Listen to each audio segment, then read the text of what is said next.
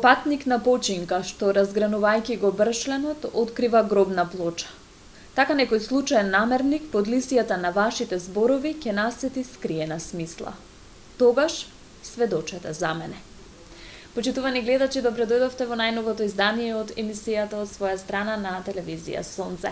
Се наоѓаме во книжарницата Матица Ексклузив на издавачката куќа Матица Македонска. Пред само неколку дена се одржа промоцијата на најновото дело на авторот и писател Иван Антоновски. Станува збор за книгата Просто и строго Конески, за содржински за книгата, за тоа како помина промоцијата и какви импресии носиме од самата промоција. Денес разговарам токму со авторот. Иван, ви благодарам што прифативте мојата покана и еве токму во вашата матична издавачка куќа ќе го реализираме овој разговор, токму во фокусот ќе ја ставиме Просто и строго Конески. Ви благодарам за поканата и за можноста не само за Просто и строго Конески, туку и за македонската култура да издвоиме минути во медиумскиот етер. Токму така, пред неколку дена се одржа конечно промоцијата на Просто и строго Конески. Со овој настан, со оваа промоција всушност даваме одбележување на 30 години од физичкото заминување на великанот Блаже Конески. Какви импресии носиме од промоцијата на Просто и строго Конески? По таа промоција емоциите се уште не стигнуваат. Зошто? Затоа што, како што кажав и во завршницата на промоцијата, во ситуација кога многумина ја заборавија оваа годишнина и кога за миг ќе се помислеше дека сме решиле дека во 2021-та со чествувањето на 100 годишнината од раѓањето на Конески сме си ја завршиле домашната задача, сме оствариле обврската што ја имаме кон него, сепак на овој настан Конески повторно необедени. Необедени од различни генерации, необедени од различни професии, необедени и дури и од различни идеологии, ако одиме до таму. Меѓутоа сите со една цел и мисла, дека треба да му се поклониме на Конески повторно и со идеја воделка дека исчитувањето и вреднувањето на неговото дело не може и не сме да се смета завршено. Тоа е обврска што ја имаме не само кон Конески, туку и кон нашата македонска култура и кон нашата македонска држава.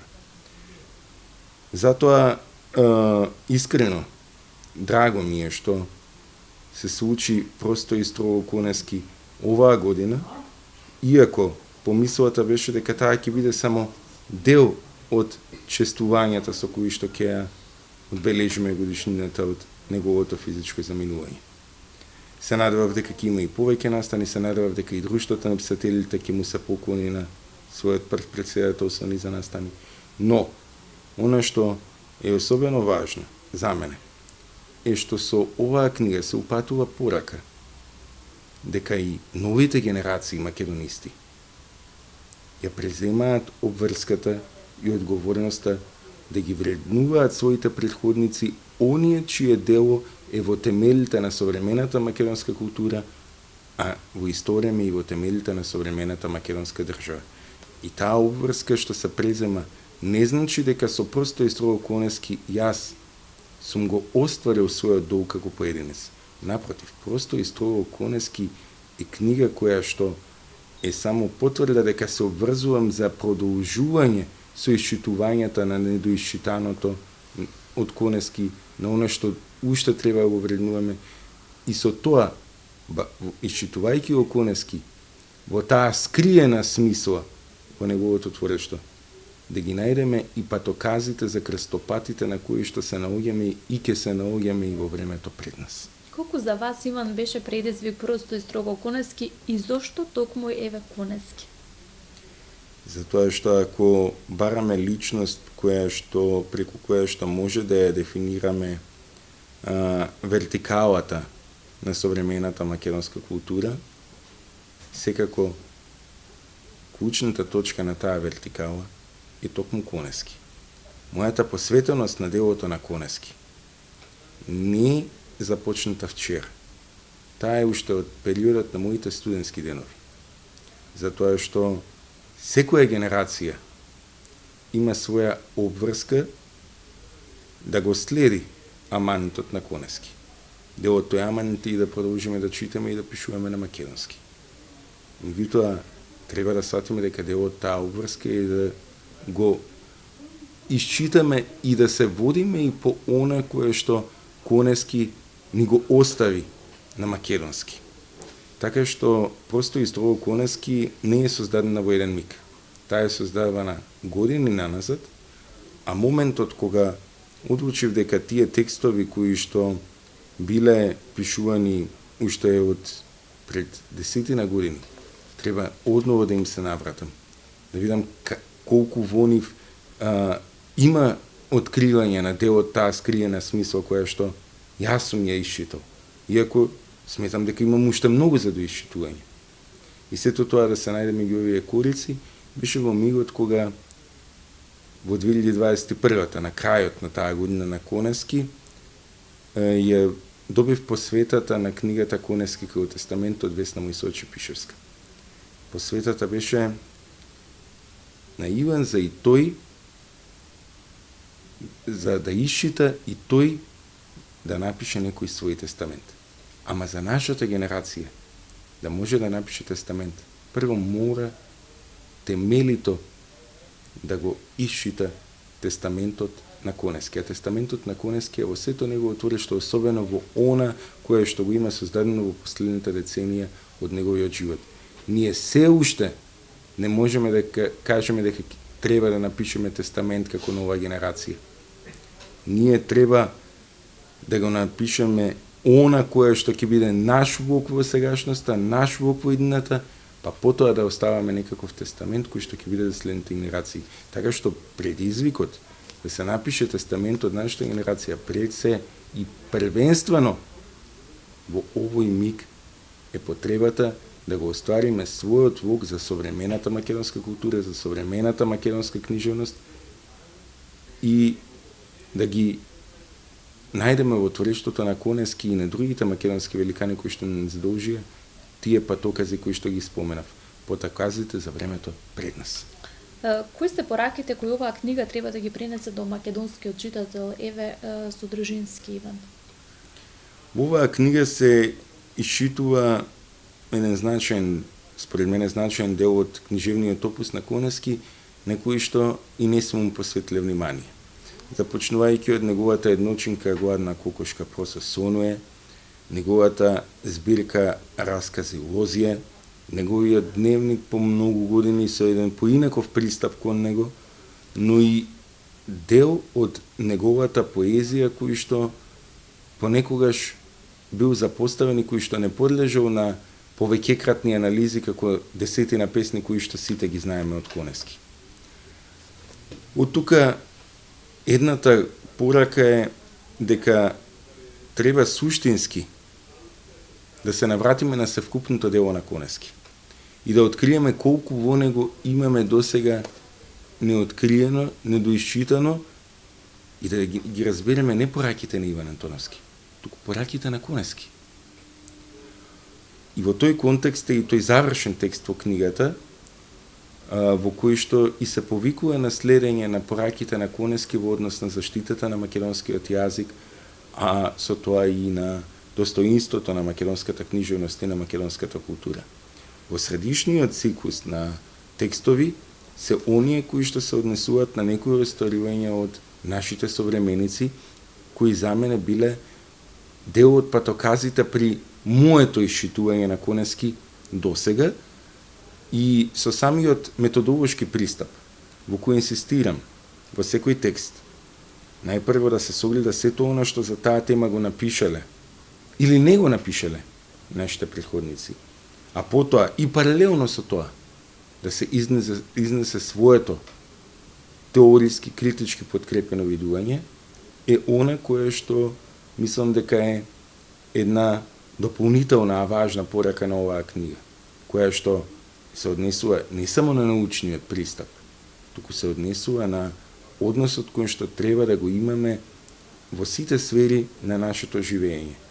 а тоа е да имаме почит кон современиците и претходниците и кога сме врзани со некоја идеја или некое прашање, да го согледаме секој став, секоја анализа. Се надевам дека ваквиот пример, кој што не е и не треба да биде исклучок, како и примерот на промоцијата, на која што навистина се покаже дека со бројноста на присутните и со различната структура на оние кои што бевме таму, кога станува збор за важни прашања, можеме да покажеме сплотеност околу потребата и идејата тие прашања да бидат стожерни за нашето секојдневие, за нашата култура, за нашата држава. Тие прашања се стожерни за оно што сме самите ние, дури и како поединци. Сметате ли вие како автор дека се повеќе се крива свеста еве токму за ваквите прашања, токму за ваквите бесмртни дела на великаните кои што не ги оставиле? Сакам да верувам дека е така. На моменти помислам дека тоа е свеста на поединците, меѓутоа и многу е важно и тоа затоа што треба да имаме предвид дека одговорноста за односот и кон сегашноста и кон историјата, меѓутоа и за односот кон македонскиот јазик, кон македонската книжевност, кон македонската култура, ја понесуваме сите. Примерот за јазикот не еднаш сум го посочил дека ако ние од нашиот дом и од свесноста дека барем еднаш во денот секој од нас не е во ситуација кога мора да го говори или пишува точно македонскиот литературен јазик, ние не може да говориме за некакви напади од страна. Истото се однесува и за македонската книжевност. Ако велиме не се чита, не се популаризира, да почнеме од себе. Колку сме прочитале во текот на изминатиот месец книги од македонски автори. Меѓутоа, од друга страна, оно што го посакувам е да постои и уште поголема свесност кај институциите кои што се повикани, кај организациите кои што се повикани. Да сватиме дека односот кон ваквите прашања, кон ваквите великани, не треба да е поводен, не треба да е параден, не треба да е само за да се случи. Туку треба да биде навистина нешто суштинско и нешто што ќе ја открие смислата и на сегашноста и на минатото, меѓутоа кое што ќе воспостави некакви траектории за времето понатаму. И затоа и повикав на некои примери и на промоцијата, па до некаде и во досегашниот тек на нашиот разговор. Едноставно, кога велиме дека не треба стратегија, тоа не треба да е флоскула. Таа стратегија веќе треба да имаме и таа стратегија треба да го опфаќа секој поединец. А таа стратегија како да ја создадеме? Веќе имаме уредник во текстовите на Конески. Да им се навратиме, тие модели да ги примениме во нашето современие и каде треба да одиме понатаму, ќе не биде јасно. Иван, на самата промоција, како промотори се јавуваат универзитетските професори Димитар Пандев и Венко Андоновски. На самата промоција ќе кажат дека со ова дело ти отвараш низ за прашање на кои што мора да си ги одговориш. Дали ќе имаме некои предложение од тебе и како планираш да ги одговориш прашањата? Јас и на самата промоција се обрзав. Ама се обрзав и претходно со самото објавување на оваа книга. Јас тие прашања свесно ги поставив. Јас ќе го дадам мојот одговор. Меѓутоа, една ластовичка не ја чини пролета. Јас сум убеден дека своји одговори на тие прашања, меѓутоа дека и своји прашања ќе постават и други современици, мене генерацијски блиски и генерации што ќе дојдат по мене. Така што јас во мојот научен фокус и натаму го имам Конески. Јас имам текстови кои што се напишани, создадени, дел од нив и објавени, се за Конески, а се објавиле по просто и строго Конески во последниве месеци и половина. Така што јас и натаму продолжувам да го доисчитувам Конески, иако сум убеден дека процесот на него доисчитување на неговото дело не е нешто за кое што ќе можеме да кажеме дека сега завршува. Напротив, секое доисчитување е и нов почеток за тоа што треба да отвори нови прашања, а тоа е творештво и на кое што дури ако зборуваме од книжевна перспектива, со нови теории, со нови погледи, од поинаква временска перспектива, постојано ќе треба да се навраќаме. Истото важи и за делата на други наши книжевни великани. Па затоа и следната книга која што ќе се појави е посветена на животот и делото на Ацо Шопов. Си земавте ли за уврска да ги пред очите сите тие ваши исчитувања, истражувања, можеби во едни вакви дела кои што ќе остават траен белег, можеби кај македонскиот читател, и можеби си земавте и за уврска да видите и мотив плюс, поттик плюс да се читаат овие безвременски дела? Ако во второто до некаде го постигнувам, навистина ми е драго. Во овој миг не можам да кажам дека е така. Искуство досега асистент сте и на катедрата за македонска книжевност на Филолошкиот факултет Блаже Коневски. Колку студентите пројавуваат интерес? Каква е заинтересираноста за македонските автори, нашите претходници? Јас сум убеден дека и на нашата катедра и воопшто на Филолошкиот факултет има студенти кои што се со навистина исклучителна почит кон македонската книжевност, кои што може да бидат примери за своите генерации. Впрочем, дел од тие студенти вие ги видовте и на промоцијата. А во однос на обврската што јас сум ја презел, го споменавте Филолошкиот факултет. Моето конкурирање на конкурсот за асистент на Филолошкиот факултет беше само ставање подпис на сопствената изјава дека да, јас се обврзувам да го сторам тоа, затоа што нашата работа е и наставна и научна. Јас таа посветеност ја имав пред да бидам на Филолошкиот факултет.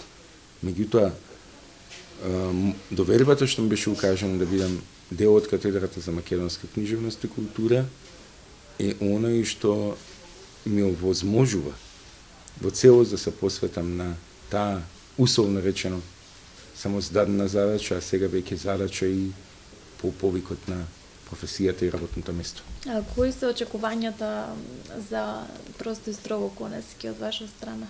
Кои се најголемите очекувања што планирате оваа книга да постигне вака?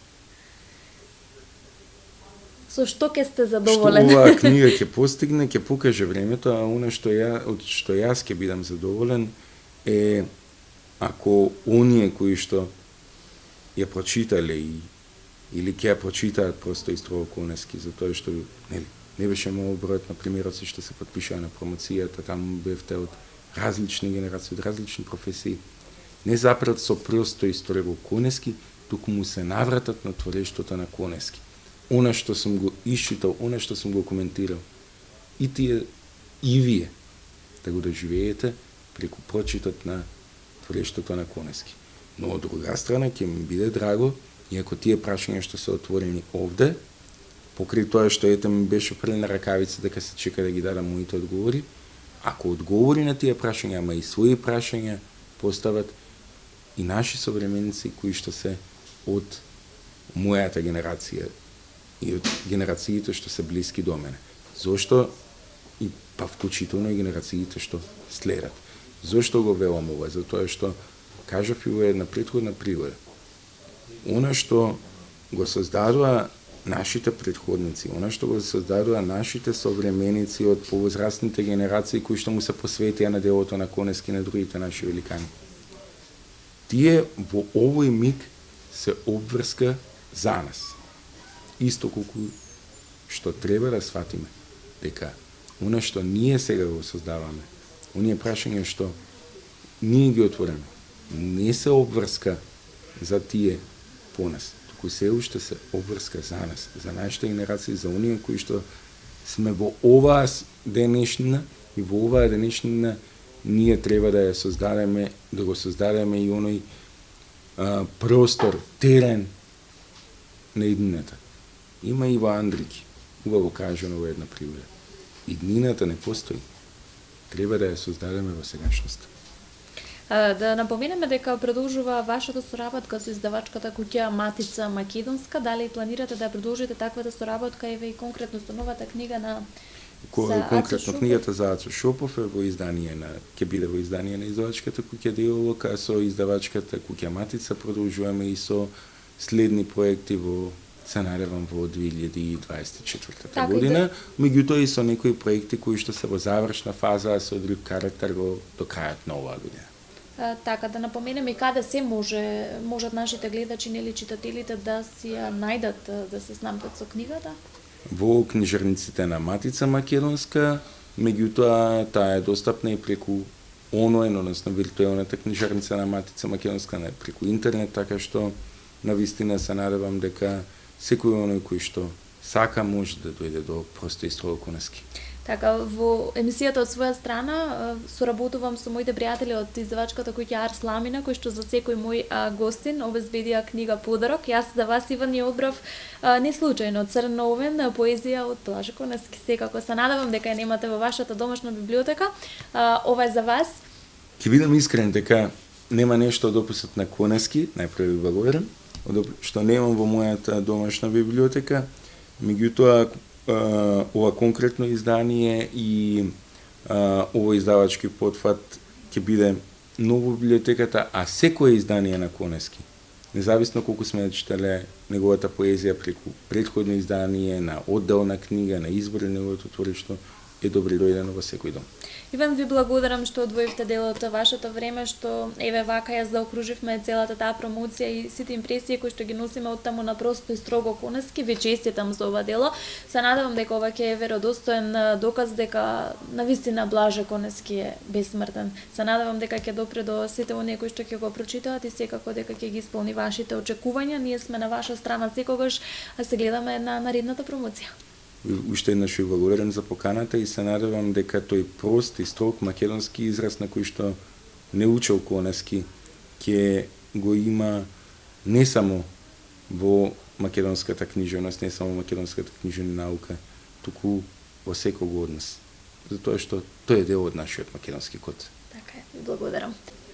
Така е, почитувани гледачи, тоа беше разговорот со Иван Антоновски, авторот на неговото најново дело Просто и строго Конески. Овде го завршуваме разговорот, меѓутоа останете уште некои 10-15 минути за да го погледнете прилогот кој што го направивме од самата промоција на ова дело, која што промоција се надевам дека ќе ве поттикне вам да си ја снабдите книгата, да ја прочитате секако и да продолжиме да ја величаме она бесмртност на нашиот великан Блаже Конески. Овде ве поздравувам и се гледаме токму за 7 дена од сега.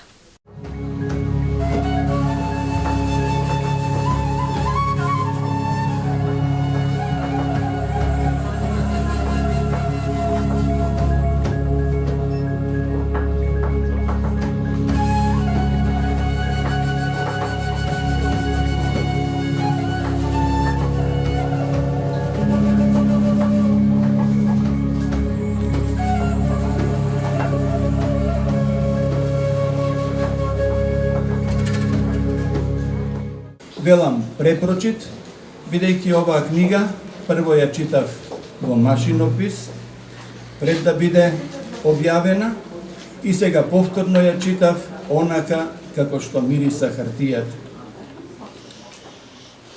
И секако кога ја имам предвид оваа книга, го имам предвид Конески и основните дихотомии во јазикот, што Конески ги трансформира или ги транспонира сеедно во однос опис-порака. Тоа е она што Конески го завештува на маргините на општата лингвистика. И тоа го изложува токму во оние статии што му се пишувани во времето на песната Предела, со која започнува и првото поглавје на оваа книга, во која авторот си го поставува прашањето: зошто просто и строго Конески, што во основа е и наслов на книгава. Се допира на овој начин Антоновски до сознајбите до кои се докоснува Конески во есеите Одломки, архитектонскиот принцип и двокатна песна, во кои ја заокружува својата теорија за знакот и отвора простор за стилските синтези, кои едноставно би не одвеле кон граматичката структура на македонскиот јазик. Конески никаде не се изразува толку просто, но и толку строго, како во стиховите од оваа песна, се спушта дури и на разговорно рамниште. Благо, декларирајќи се преку својата фонологија, низ опозициите шум, звуч, вклопени во синтагмите врева, јагма и шум, наспроти звучни зборови, што е така комплицирано изложено низ теории што ги заокружува своевремено Ноам Чомски, низ опозицијата невербална наспроти вербална комуникација, токму во она време кога неговата трансформативна граматика веќе беше на заод. Стилските синтези, остварени на фонетско-фонолошко рамниште, му ги откриваме во песната, со која Антоновски го заокружува својот вовед. Арс поетика, што во основа би било синоним за јазик со вградена своевидна паронимија, всушност рима, леко и меко, антонимија и пак рима, силно а милно, синонимија со малку алитерација, со горчелив опит, со згрупчена мака и без друго отвора хомонимија, која го контрастира изговорот на возрасниот наспрема децата и го доловува недостижното низ ономатопејата джив, джив, джив. Најпрво да ви кажам дека Антоновски како истражувач има еден квалитет што е доста необичен. Именно тој не инсистира на еден метод на проучување на книжевноста. Јас, например, израснав во една силна генерација на луѓе кои секој преферираше свој метод на проучување на книжевноста, иако горе-долу се испостави на крајот дека сите патишта водат до Рим. На крајот сите признавме дека Конески е голем автор, дека Урошевиќ е голем автор, дека без разлика дали е тоа структурализам, дали е, не знам, деконструкција, дали е формализам и така натаму. Значи, Иван Антоновски не е од оние луѓе кои преферираат еден метод. Оно што мене ме израдува и ме воодушеви во оваа книга е што тој се служи со еден метод на компаративна критеристика или компаративна методологија. Знам добро што зборувам, не говорам за компаративна книжевност. Говорам за компаративна критеристика. Тоа подразбира да се сопостават на едно место во авторски текст критичките видувања за Блаже Конески од различни критичари кои претходно се изјаснувале за него, што се разбира е работа која е маркотрпна и која бара пред се прецизна научна работа, научна акрибија. Тој метод го негуваше Гане Тодоровски на нашата катедра и многу често сум бил сведок на разговори меѓу Атанас Вангелов, мој професор, кој беше спомнат овде од Димитар Пандев, и Гане Тодоровски. Разговорите беа од прилика дека не е важно да имаш еден метод, тоа го тврдеше Тодоровски, туку е важно да ги согледаш сите методи, затоа што ако оценуваш едно дело само од еден метод и ако оценуваш други критички методи од позиција на тој метод, сите ќе излезат лоши. Значи, не можете да критикувате деконструкција од аспект на структурализам. Можете да ја критикувате само ако сте деконструктивисти и ако го познавате деконструктивизмот. Марксизмот можете да го критикувате само ако го познавате. Во таа смисла Иван Антоновски има една доблест во оваа книга, значи говорам прво методолошки за книгата, што се користи со тој метод на компаративни методологии, не преферира ни еден метод, ги соопштува сите релевантни становишта за Конески, од Георги Старделов преку Атанас Вангелов, Милан Ѓурчинов, Атанас Вангелов до најмладите дури кои пишувале за него, Ранко Милановски и Луси Караниколова, тоа се мои студенти и јас многу се израдував што ете и тие влегле веќе во една критеристика која е сериозна и на сериозна тема. И потоа, откако ќе ги соопшти тие становишта, одnosno не потоа, туку паралелно со нив, тој со нив полемизира. Значи, изложувајќи становиште, полемизира. Јас тоа го нареков компаративна методологија или компаративна критеристика и мислам дека тоа е првата вредност на оваа книга. Втората вредност на оваа книга е што ја докажува онаа стара теза која јас многу ја сакам, меѓутоа малкумина ја делат, дека добар научен труд или добра научна расправа, особено на теренот на филологијата и на книжевноста, не треба да дава точни одговори, туку треба да поставува точни прашања. И мислам дека Иван Антоновски во оваа книга си направил огромна бења себе си. Тој е сега обврзан за сите прашалници што ги постави во книгата, да напише уште по една книга. За тоа ќе му треба доста време. Тој е брз, меѓутоа ќе му треба доста време. Значи, оваа книга ја сваќам како книга на јазли, книга во која тој ги поставува оние прашања што некои претходни критичари од Митрев наваму или ги игнорирале, или ги поставиле во некоја форма која е длабоко културна.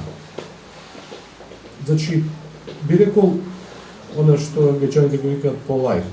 Значи, да не биде премногу гласно и да не биде премногу боцкано. Например, Антоновски се чуди зошто за Лозје Димитар Митрев не се огласува при незиното објавување. Се чуди зошто по не знам колку, 40 и нешто години, Ѓурчинов за Лозје кажува нешто што претходно не го мисли.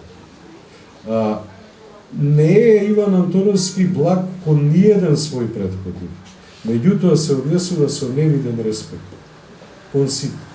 И кон Старделов, и кон Ѓурчинов, и кон Митрев, и кон Вангелов. Значи, во таа своја компаративна критеристика тој прави еден убав музеј на кој им се го одушевува на тие експонати, ги цитира, меѓутоа и им поставува прашања. Но на тие прашања ќе мора да одговори Иван Антоновски.